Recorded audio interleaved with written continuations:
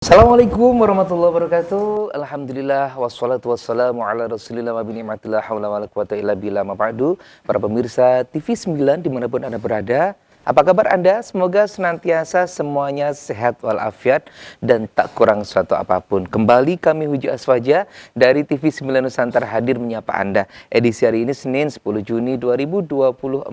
Bersama saya Adi Prastio, dan kita untuk tema kita pada sore hari ini akan mengangkat kembali tentang problematika ibadah kurban. Oleh karena itu juga sudah hadir narasumber kita Ustadz Fathul Qodir MHI dari Aswaja Center PWNU Jawa Timur.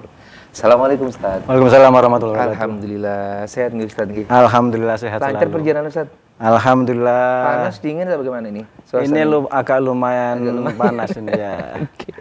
Surabaya lagi membara Ya, nih ceritanya. tapi tidak menyurutkan semangat Betul, untuk selalu betul Ustaz, ngaji. terus semangat ngaji di Huji Aswaja. Ya. Nah Ustadz, sore hari ini kita akan membahas tentang problematika ibadah kurban. Bagaimana kita tahu bahwasanya kemarin tanggal 8 Juni PBNU mengumumkan kalau misalnya tanggal 8 Juni itu masuk di 1 Dzulhijjah. Itu artinya sebentar lagi kita memasuki Hari Raya Idul Adha dan Idul Adha biasanya, bukan biasanya, ada kurban-kurbanan nih Ustadz, banyak penyembelihan di mana-mana.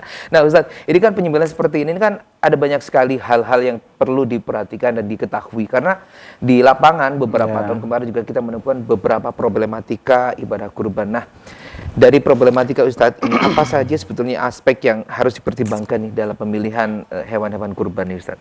Oh, oke. Terkait dengan ibadah kurban ini kan ini ibadah rutinan ya. Momentum Idul Adha ini bagi orang-orang yang memiliki rezeki yang lebih untuk melakukan ibadah kurban. Nah, ini yang perlu diperhatikan. Yang pertama adalah bahwasanya ibadah kurban ini kan hukumnya sunnah muakkad ya. Jadi suatu yang dianjurkan, sangat dianjurkan, meskipun belum dikata tidak wajib, tapi sunnah muakkad.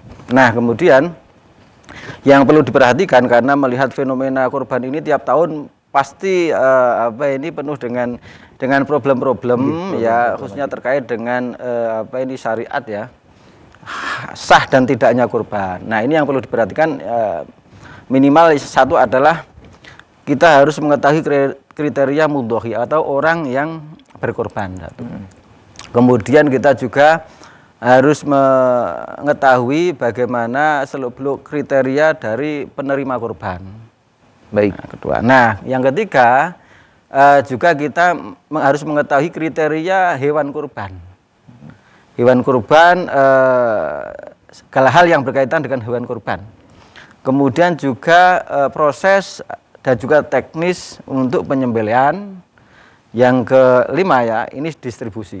Nah, 5 hal ini yang perlu diperhatikan oleh kita semuanya, saya kira semuanya, baik nanti orang yang ingin menjalankan ibadah kurban, mudhohi atau orang yang berkorban lah. Meskipun itu nanti disembelih sendiri atau kemudian diwakilkan atau kemudian nanti dikelola oleh panitia. Nah, ini yang perlu diperhatikan juga. Nanti bagaimana bedanya, misalnya ketika disembelih sendiri, kemudian dikelola sendiri dengan nanti bedanya dikelola orang lain atau misalnya panitia atau istilahnya wakil. Ini juga perlu tahu. Kemudian tadi juga hewan kurban, kriteria hewan kurban juga harus diketahui. Nah, itu apa saja, apakah kemudian semua hewan ini bisa dijadikan sebagai kurban atau tidak. Nah, tidak. Kemudian tadi cara atau teknis, atau hal yang berkaitan dengan proses penyembelihan, kemudian distribusi. Kemana saja ini? Siapa saja orang yang bisa menerima daging kurban ini? Minimal 4 atau 5 hal tersebut perlu kita ketahui. Nah, baik. Itu pertama. Baik Ustadz, tadi tentang mudhohi Ustadz menyebutkan bahwasanya orang yang akan berkorban itu berarti di situ ada kriterianya juga Ustadz ya. Orang-orang yang boleh berkorban, orang-orang yang harus berkorban, begitu Ustadz atau bagaimana? Ya, yang kemudian sudah terkena taklif sunnah muakkad ya, satu harus muslim ya. Harus muslim pastinya. Kemudian berakal, balik, meskipun nanti dalam dalam keterangannya ada yang memperbolehkan misalnya yang belum balik, kemudian misalnya dalam keadaan tidak waras ya, misalnya ada gila, ada yang memperbolehkan beberapa ulama. Tapi yang pertama adalah Islam, kemudian balik, kemudian berakal. Itu minimal kriteria dari seorang mudhahi atau orang yang ingin berkorban. Yang ingin berkorban. Ya, itu.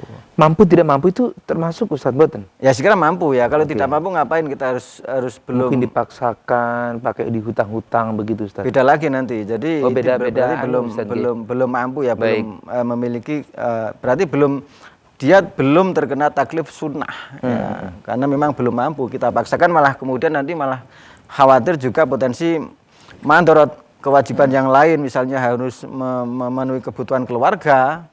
Uangnya seharusnya untuk makan hari itu, hari raya Idul Adha itu, atau kemudian selanjutnya harus memenuhi kebutuhan orang-orang yang wajib dia penuhi, kok kemudian dipaksa uang ini untuk korban, beda lagi nanti. Baik, Ustadz, selama ini panjenengan yang menurut pengamatan panjenengan, problematika apa saja sih yang sering terjadi di masyarakat ketika Idul Kurban ini, Ustadz? Itu tadi, yang pertama, jadi pertama mulai dari orangnya itu tadi ya, siapa yang berkorban itu. Kemudian nanti juga ini kan butuh juga, ketika orang mau berkorban itu kan butuh niat juga. Nah, ketika tidak tahu, ini nanti konsekuensinya bisa tidak sah korbannya. Nah, kemudian ini yang perlu diketahui oleh orang-orang yang ingin menjalankan ibadah kurban. Bagaimana sih syarat-syarat seorang mudhahi atau orang yang melakukan korban itu? Nah, yang pertama. Kemudian yang kedua tentang kriteria hewan kurban. Hewan kurban. Hewan kurban ini apa saja yang sah? Yang pertama kan unta. Unta. Kemudian yang kedua sapi, bakor istilahnya. Yang ketiga adalah domba atau kambing. Nah, di luar ini apakah kemudian sah? Nah, nanti ada penjelasan. Yang pertama, ketika bicara terkait unta, itu harus memenuhi umur. Nah, sapi juga memenuhi umur, kambing juga seperti itu. Kalau unta itu 5 tahun menuju 6 tahun. Kalau nanti sapi ya 2 tahun menuju 3 tahun, masuk 3 tahun. Nah, kemudian yang kambing 1 tahun menuju 2 tahun. Nah, ini nanti antara kambing domba dengan kambing kambing kacang ya, kambing kecil itu beda nanti. Kalau kambing domba itu 2 tahun menuju 3 tahun. Yang sounded sheep itu saja. Ya, yang besar-besar itu. Ya, ini nanti kriterianya disamakan dengan sapi. Tapi kalau yang kambing-kambing kecil ini 1 tahun atau nanti sudah poel atau tanggal giginya 1. Meskipun belum sampai 1 tahun tapi kemudian sudah tanggal giginya 1 sudah sah digunakan untuk korban. Ini, nah kemudian banyak pertanyaan, misalnya sapi cebel itu, sapi yang kecil-kecil, apakah sah? Kan begitu. Ini yang banyak problem. Nah, menurut yang saya baca dari beberapa referensi, meskipun ada yang mengatakan ya nanti tujuannya untuk korban ini kalau kecil-kecil untuk 7 orang misalnya sapi, ya sapi yang minimalis itu, yang lucu itu kemudian dijadikan sebagai korban, apakah sah? 7 orang misalnya. Kalau melihat istilah atau nomenklatur ini kan sapi. Ya, berarti kalau sapi, meskipun nanti berarti macam-macamnya sapi, ada sapi limusin, ada sapi Madura, ada sapi Jawa, ada sapi Sumbawa misalnya, atau sapi NTB misalnya. Ini sapi ya. Kemudian ada sapi kecil, bagaimana? Menurut saya sah. Sebagian ulama juga tetap sapi, Ustaz. Tetap sapi karena meskipun nanti secara makosid, secara tujuan itu kadang tidak sesuai dengan tujuan pertama apa? Kanjeng Nabi ketika mau berkorban kan memilih yang gemuk. Yang harganya mahal, yang gemuk. Nah, tapi ketika melihat kriteria secara fikih ini sah. Ini salah satu problem yang ada di masyarakat menjadi pertanyaan selama ini. Baik. Kemudian juga terkait sapi kan syaratnya juga hewan korban kan syaratnya juga harus 1 sehat ya. Umur sudah memenuhi syarat kayak tadi yang saya sampaikan. Kemudian yang kedua adalah harus sehat ya. Sehat dalam artian apa? Sapi ini memang layak dijadikan sebagai korban dan bisa dikonsumsi, dan dagingnya ini memang ada. Karena nanti kalau sakit misalnya, bagaimana misalnya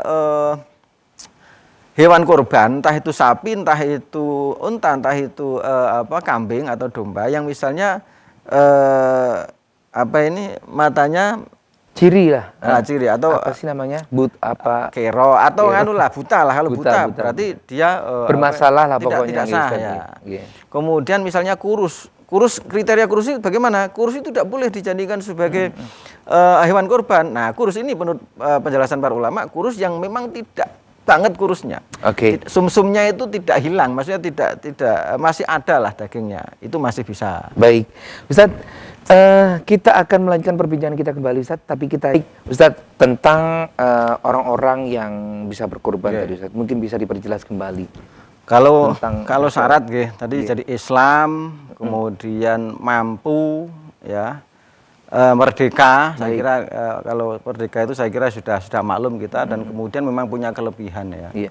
Nah, ini yang perlu diperhatikan. Meskipun nanti ada beberapa syarat, misalnya kayak baligh, akal, ini sebagian ulama mengatakan seperti itu. Namun secara umum beberapa ulama berpendapat sah ya, misalnya orang yang anak kecil ya nanti kemudian itu berkorban, kemudian orang yang dalam tanda kutip tidak waras, jalan gila, itu juga tetap sah. Baik. Nah, Artinya nggih. kemudian juga nanti punya kelebihan rizki memang ya. Jadi ini baru kesunahan itu berlaku pada orang seperti ini. Kalau Islam non Muslim nggak bisa nanti. Nanti bisa misalnya yang pernah saya alami, misalnya non Muslim kemudian memberikan ya di suasana Idul Adha memberikan kambing. Ya mungkin tertarik saja memberi, tapi istilahnya nanti bukan korban, ini bisa dikatakan nanti hibah lah. Hibah bisa, sedekah bisa. Ya nanti konsekuensinya ya kemudian kepada dia secara pahala, ketika dia nanti masuk Islam, pahala itu akan diberi. Atau dalam pemahaman lain ya, kalau non Muslim intinya kalau non Muslim memberikan korban, berarti namanya bukan korban itu. Bukan udhiyah. Karena syarat yang pertama dulu harus Islam, harus Muslim. Baik. Ini yang perlu diketahui. Oke. Ustaz, lah orang-orang yang boleh berkorban ini siapa saja, Ustaz? Apakah orang yang hanya kalau orang sudah meninggal itu bagaimana, Ustaz? Nah, ini kok ingin berkorban, maksudnya memberi korban? Ya, maksudnya orang tua kita. Betul, nah, ini ada pendapat yang mengatakan di Minhajul Qawim itu. Jadi kalau kita mau mengeluarkan hewan kurban untuk seseorang, untuk orang lain lah, untuk orang tua kita atau siapalah. Nah, ini yang pertama, kalau dia tidak, orang yang sudah meninggal ini ya, orang tua yang sudah meninggal ini tidak wasiat, ada mengatakan tidak sah. Itu tidak sah. Nah, kalau memang berwasiat sah korbannya. Namun ada sebagian ulama mengatakan sah-sah saja. Jadi sah saja, misalnya karena korban ini min ba'di shadaqah, termasuk bagian daripada sedekah gitu. Jadi tidak ada salahnya kemudian ketika orang yang sudah meninggal kemudian oleh anaknya atau orang lain yang ingin mengorbankan, memberikan sebagian rezekinya untuk orang yang sudah meninggal untuk korban, ada mengatakan sah. Tapi pendapat yang banyak ini mengatakan kalau tidak ada wasiat tidak sah. Tapi ada mengatakan sah. Jadi misalnya kita mau memilih yang mana, ya monggo. Pendapat yang mengatakan sah ya malah kita juga ada kok sih yang memperbolehkan, nggak masalah, no problem gitu loh. Jadi maksudnya kalau orang yang hidup, misalnya begini, beda lagi nanti kalau orang yang masih hidup kemudian kita mau mengorbankan hewan kurban ya, untuk seseorang yang masih hidup, kalau tanpa izin nggak sah. Oh, berarti kita kayak memberi surprise gitu. Nah, surprise ya? Tapi orang yang mau kita beri, orang yang mau kita korban, istilahnya orang yang pahala kurban itu. Pahala kurban ini tidak sah itu. Oh, berarti tanpa izin. Baik, berarti seumpama saya ingin memberikan kurban kepada Ustadz, tapi tanpa memberitahu kepada Ustadz. Ini tidak sah. Oh, tidak sah. Kalau masih hidup loh, Tapi kalau sudah meninggal nanti ada yang pertama harus ada wasiat. Kalau tidak wasiat tidak sah, tapi ada sebagian ulama mengatakan sah-sah saja. Karena apa? Karena korban itu bagian daripada ibadah sedekah juga. Nah, ini tinggal milih kita mau bagaimana kondisi kita. Saya kira ini alternatif ya. Jadi keluasan daripada ulama kita yang melakukan istihad ternyata ada beberapa alternatif. Baik, Ustadz, tentang hewan-hewan kurban tadi Ustadz ada juga yang menyebutkan, saya pernah baca dan mendengar juga, ada beberapa ulama yang menyatakan bahwasanya selain sapi, kambing, kerbau itu diperbolehkan, atau bagaimana itu Ustadz? Nah, yang sejauh yang saya tahu ya, jadi yang pertama di hadis itu sabdanya Kanjeng Nabi ya, yang pertama adalah unta. Kemudian sapi, yang ketiga domba. Yang kriteria umurnya sudah saya katakan tadi. Jadi kalau unta 5 menuju 6 tahun, kemudian kalau sapi itu 2 menuju 3, domba ini ada 2, domba yang besar itu 2 menuju 3 tahun, kalau domba yang kambing-kambing kacang istilahnya itu 1 menuju 2 tahun atau sudah tanggal giginya 1. Nah, kemudian bagaimana nanti hewan-hewan yang lain? Ya, ini yang saya tahu dalam beberapa kitab Syafi'iyah itu, kalau kerbau bagaimana? Kerbau dikiaskan dengan sapi.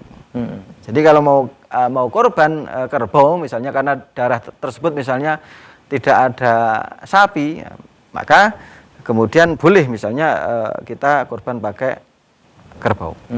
Ini yang sebangsa atau sekeluarga begitu Ustaz? Ya, nanti beda lagi misalnya nanti kayak ini banteng ya nggak bisa. Kalau banteng ini kan hewan buas ya, di hutan tidak bisa. Nanti yang rumahan ini kerbau kampung ini. Lembu nggih bahasanya. Kerbau ini. Kebo Ustaz. Ya, di tempat saya kebo itu. Bahasa Mojokertonya kebo. Ya gitu. Ustaz, baik, dari hewan-hewan itu Ustaz, kan waktu penyembelihan atau tata caranya ini kan ada juga nih Ustaz. Bagaimana sih caranya yang baik untuk menyembelih hewan kurban ini? Meskipun kita tahu ada solehah ya kalau nggak saya apa sih kayak lembaga kata Juleha kok solehah. Juru sembelih halal. Ini keperkumpulan para jagal-jagal. Nah, kalau mereka ya saya kira mereka juga melakukan pelatihan ya, mereka lebih profesional saya kira dibanding orang-orang yang nekat kayak saya misalnya mau nyembelih kerbau ya, nyembelih kambing selama ini ya karena bermodal tahu syariatnya nanti sebatas mana yang harus putus kan, halkum mari dan juga wadajain. Maksudnya apa? Maksudnya ketika mau menyembelih itu yang pertama yang harus putus kan saluran nafas, saluran makan, tenggorokan itu, dan juga saluran darah wadajain. Kalau standar 3 ini ya, tapi kalau cuman mari dan hulkum itu sudah sah. Baik. Saluran nafas dan saluran makan sudah putus, sudah bisa sah. Ada yang nanti berpendapat kalau MUI itu harus 3 ini, wadajain ini. Karena sebagian mazhab selain Syafi'iyah itu wadajain ini harus putus. Makanya lebih sempurna 3 saluran ini harus putus. Nah, kemudian yang perlu diketahui juga lebih baik adalah yang menyembelih itu ya yang orang yang mudhohi, orang yang berkorban. Nah, meskipun nanti juga boleh disembelihkan oleh orang lain, jagal misalnya. Karena misalnya saya yang penting bagaimana ini kambing saya, domba saya, kemudian saya serahkan panitia, monggo panitia yang nyembelih siapa? Bisa diwakilkan. Nah, tapi yang lebih baik ya lebih diutamakan adalah orang yang berkorban. Kemudian bagaimana caranya? Ketika wakil ya kemudian niat. Saya meniat berkorban ya, sunnah disebutkan korban sunnah misalnya. Mewakili atau dari si A misalnya. Yang penting ini niat ini harus ada. Jadi saya niat berkorban misalnya wakil ya, yang kemudian sekaligus untuk menyembelih ini harus ketika pas mau proses penyembelihan ini membaca Bismillahirrahmanirrahim misalnya, sambil kemudian niat juga saya berkorban menjadi korban untuk si Ahmad misalnya. Korban sunnah untuk si Ahmad. Ini juga harus jelas. Juga tadi yang saya baca itu ketika saya mau berkorban saja tanpa adanya masnunah atau niat korban sunnah nanti jadi korban wajib ini. Nanti konsekuensinya berbeda. Misalnya kita mau menyembelih, kemudian kita hanya saya niat berkorban. Ini nanti konsekuensinya korban wajib yang saya baca. Nah, kurang tahu nanti kalau misalnya ada pendapat yang lain ya. Ini nanti karena ketika korban wajib dengan korban sunnah nanti konsekuensi hukumnya berbeda. Kalau korban wajib, maka si mudhohi orang yang berkorban tidak boleh mengkonsumsi daging. Baik. Ini yang perlu dicamkan, diketahui oleh masyarakat ya saya kira. Ini korban ini kriterianya korban wajib atau sunnah dulu. Misalnya nazar, si A misalnya saya ya, kalau nanti saya bisa lulus kuliah misalnya, saya ini yang nazar ya Ustaz ya. Nazar ini jadi wajib. Konsekuensinya berbeda. Nanti semua daging itu tidak boleh dikonsumsi oleh mudhohi, orang yang berkorban maupun keluarganya. Semuanya harus diberikan kepada fakir miskin. Ini yang perlu diketahui. Kalau sunnah tidak. Kalau sunnah nanti ada yang pembagiannya adalah sepertiga itu dikonsumsi sendiri. Ini sunnah malah mustahab. Jadi tabarukan, ngalap berkah. Saya berkorban, kemudian saya mengkonsumsi, ini lebih dianjurkan. Sebagian nanti untuk orang fakir miskin, sebagian untuk orang kaya. Nanti konsekuensinya juga berbeda. Kalau nanti ini korban sunnah, maka si pemilik mudhohi atau yang orang berkorban tidak boleh menjual semua apapun itu dari hewan ini. yang disembelih tadi Ustaz ya. Panitia juga sama, panitia posisinya sebagai wakil nanti ya, sebagai wakil mudhohi. Kemudian kalau nanti daging kurban ini misalnya ditasarufkan, ditransaksikan, dibagikan kepada orang yang kaya. Maka nanti konsekuensinya orang kaya ini hanya sekedar boleh menyantap atau untuk dimakan, atau bisa nanti diafah untuk menjamu orang, Bu. Bisa. Tidak boleh dijual. Kalau orang miskin ya yang mendapat bagian daging kurban bebas, mau dimakan sendiri, diberikan orang lain atau dijual bisa kalau orang fakir miskin ya. Ya, ini harus diketahui. Jadi intinya daging kurban yang telah diberikan kepada 3 kelompok tadi misalnya. Yang pertama dikonsumsi sendiri ya. Kemudian yang sepertiga diberikan kepada orang miskin, sepertiga lagi diberikan kepada orang kaya. Nah, ini yang perlu diperhatikan. Tapi begini, ketika kok misalnya si mudhohi ini pengen misalnya 2/3 pengen dikonsumsi sendiri, ya sah-sah saja. Misalnya saya mau korban sapi ini, tapi nanti yang mau saya berikan kepada orang itu cuman misalnya berapa kilo saja, sah, itu tetap sah. Boleh Ustaz ya. Boleh, karena substansi daripada korban ini adalah iraqatud dam, jadi penyembelihan itu. Ini ta'abudi sifatnya, maksudnya ini sebagai dogma ya. Baik. Bahwasanya yang penting adalah penyembelihan. Baik. Kira-kira begitu. Baik, kan tentang panitia kurban nih Ustaz. Oke. Bagaimana nih panitia kurban? Apa yang perlu diketahui oleh panitia kurban ketika dia menjadi panitia kurban di tempatnya masing-masing? Terutama kepada para mudhohi tadi Ustaz ya. Dan juga panitia ini ya.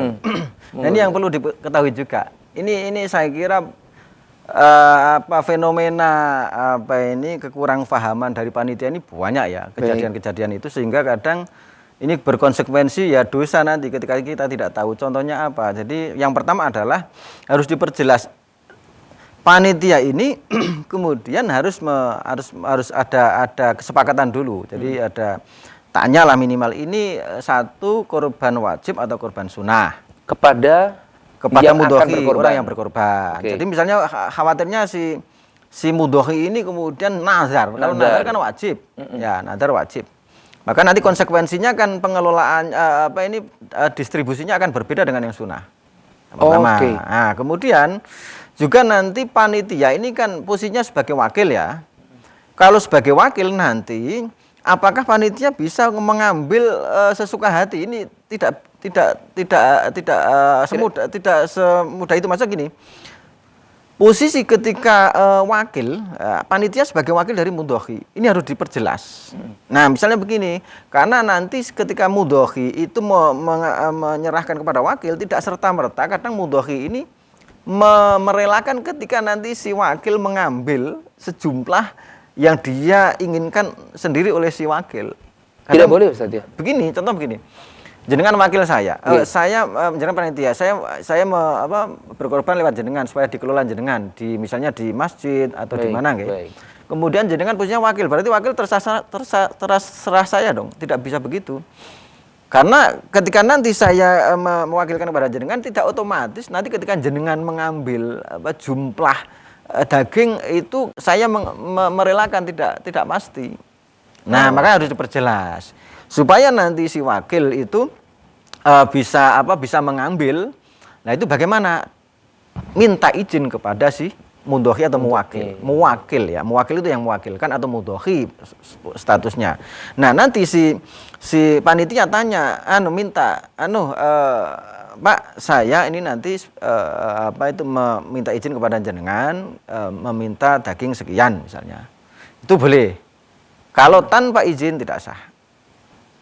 Karena gini, ini yang terjadi di kampung-kampung. Kadang-kadang itu mengambil kan sesuai dengan keinginannya sendiri. Uang ngambil sampilnya, ngambil kepalanya. Ini yang perlu hati-hati. Karena juga. dia merasa ikut mencet. Nah, beda. Makanya begini, nanti panitia itu harus diperjelas orangnya siapa yang dipasarai, dan kemudian orang yang mengelola hewan kurban ini mulai dari proses awal ya, penyembelihan, transportasi, penyembelihan sampai akhir distribusi ini harus jelas. Karena begini, nanti tidak boleh jadi biaya operasional tidak boleh mengambil dari daging kurban.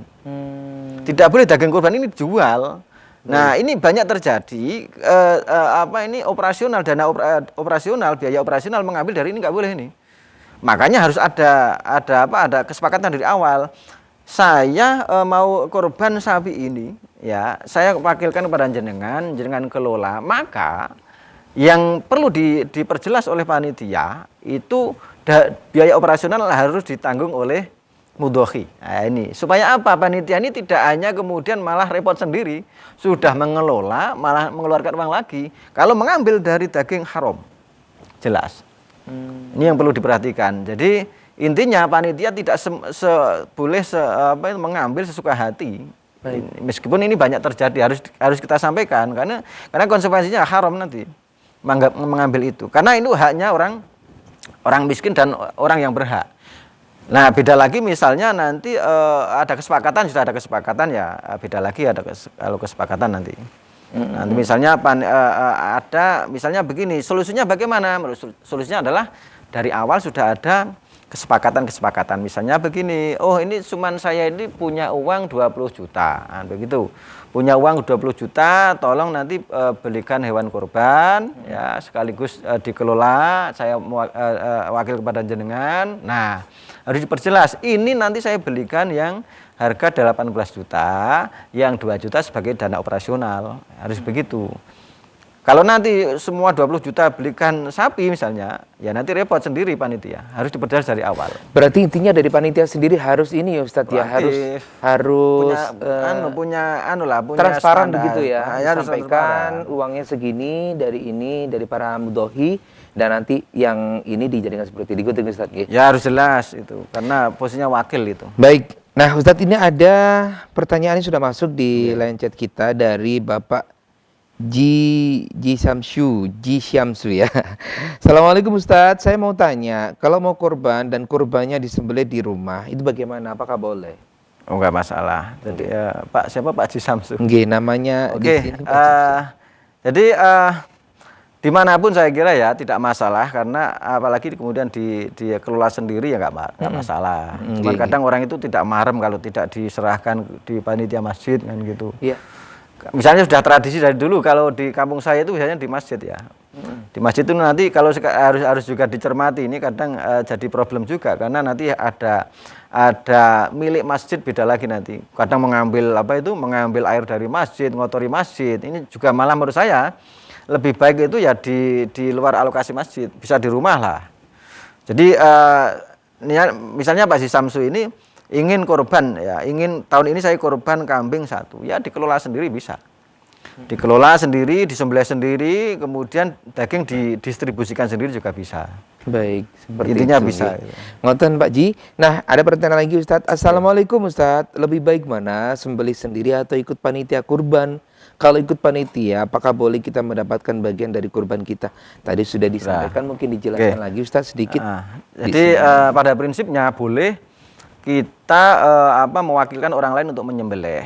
Tapi yang lebih utama adalah kita menyembelih sendiri. Ini yang lebih utama. Oke. Karena nanti ketika wakil itu kan juga nanti ada beberapa hal yang mungkin beda ya, beda persepsi, ada potensi yang kemudian berbeda, ini juga berpotensi nanti konsekuensi sah dan tidaknya juga pengaruh. Ini lebih baik. Kemudian tadi apa selanjutnya selain itu? Jadi disembelih sendiri ya? Iya, disembelih sendiri. Dan yang satunya apa tadi barusan? Sama. Mendapatkan hak. Oh, sama ya. Misalnya begini, saya korban kambing ini, kemudian nanti saya minta sampilnya kaki depan atau yang belakang. Apa Ustadz, sampil itu apa ya? Sampil. Ini kaki depan. Kaki depan ya. Yang dagingnya banyak itu kan begitu. Ini boleh.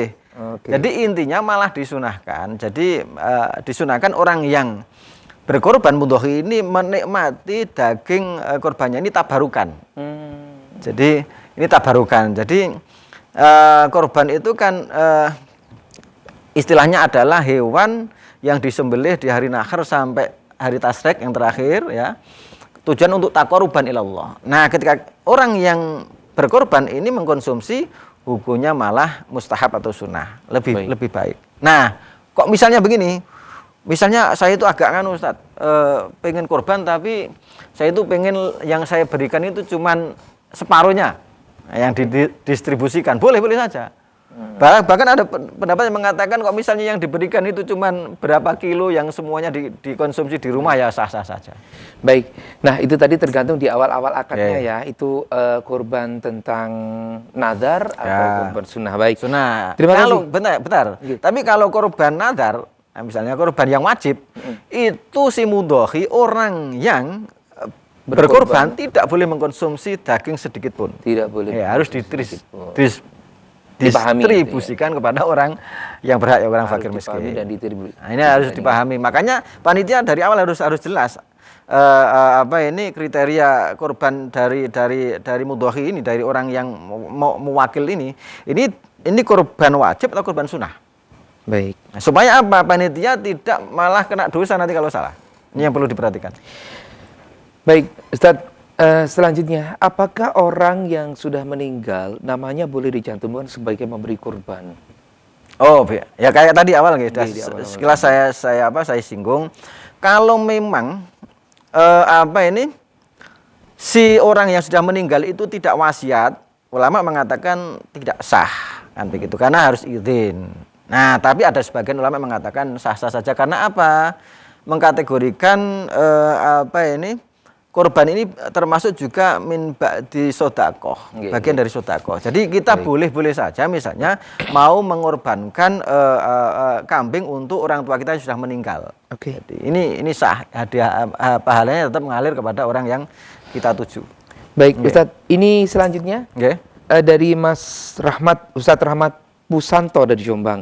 Bagaimana hukumnya panitia mengambil sebagian daging kemudian dimasak untuk makan seluruh panitia? Yang pertama. Terus bagaimana hukum panitia menjual kulit hewan kurban dan uangnya dimasukkan ke kas masjid atau musola, Ustadz? Ya, jadi kayak tadi beberapa kali. Ya, ini yang terjadi di masyarakat kita memang itu agak sedikit merubah cara berpikir masyarakat ini memang agak berat ya, karena memang sudah mentradisi. Biasanya panitia itu kan kemudian